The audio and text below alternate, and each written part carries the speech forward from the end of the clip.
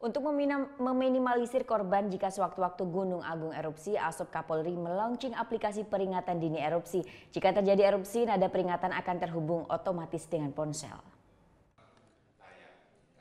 Launching aplikasi peringatan dini erupsi atau Early Warning System dilaksanakan di Gedung UKM Center Kota Amlap, Pura Karangasem.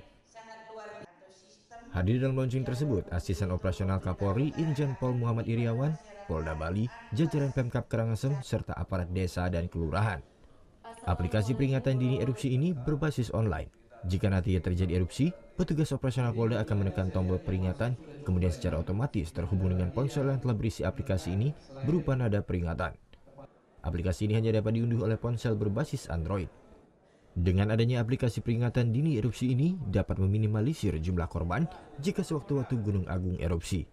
Karena kami memberikan bantuan untuk mempermudah, yaitu aplikasi tadi, early warning system, itu apabila ya akan terjadi erupsi, sehingga masyarakat lebih cepat mudah untuk mengetahui, sehingga evakuasi akan lebih mudah dan gampang.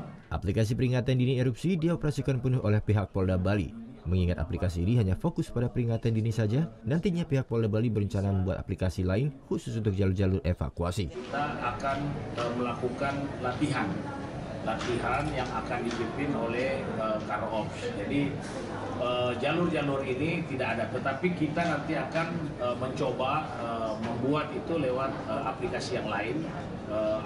Karena yang disiapkan ini adalah sistem untuk peringatan. Saat ini Gunung Agung masih berstatus awas.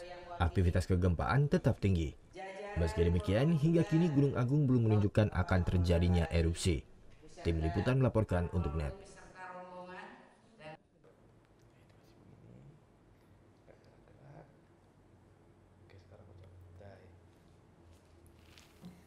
Udah selesai kan nontonnya?